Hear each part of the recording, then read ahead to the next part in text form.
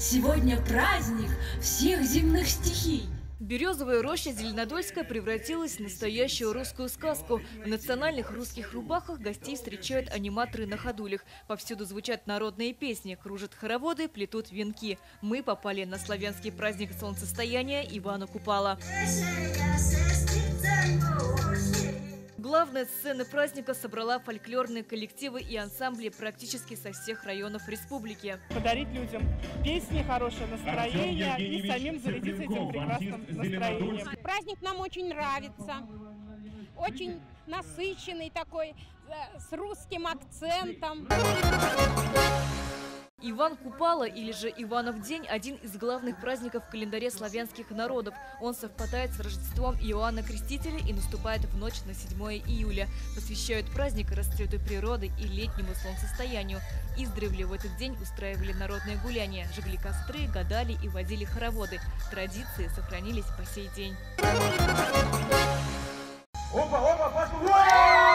Метание пирожков в печи, бой с соломенными мешками, игры богатырей с бревнами, перепрыгивание через стоги сена и ярмарка народных промыслов. Каждый мог найти забавы по душе. Была и интерактивная площадка театрализованных славянских сказок. В чем специфика этих сказок, мы их ставим вместе с гостями. Мы берем гостей, раздаем им реквизит, подсказываем им слова и выводим на сцену, чтобы сами гости могли прочувствовать себя героями славянских сказок. Гости также могли сплести из ленточек браслеты здоровья, освоить славянское письмо и изготовить куклу-оберег из соломы. Их делали еще очень-очень давно, использовали как игрушки, также просто ставили в доме для того, чтобы охранять его. Иван Купала – праздник не только лета и солнца. В этот день влюбленные проверяют свои чувства, одинокие ищут вторые половинки. У нас есть 2 яблони загадочные, где можно оставить свой номерочек на бумажной яблочке, написать свой телефончик, и таким образом организовали сад свиданий, где юноша может найти прекрасную себе невесту, а девица – юношу. Цветочный венок – главный атрибут праздника. Именно на него девушки издревле гадали на любовь. Плетется он из полевых трав и цветов, которые на Купалову ночь наделяются магической силой. Сплести венок любви может каждая. Для этого требуется 12 видов полевых растений – ромашка, василек, резида, мята, ветви ежевики и листья папоротника. Сплести венок может любой желающий гость праздника. Для этого на столах уже заранее подготовленные луговые цветы и травы. По древнему поверью считается, что они могут исполнить любое твое желание. Кристина Сапрыкина приехала на Ивана Купала впервые из Казани. Расскажите, пожалуйста, какое желание будете сегодня загадывать?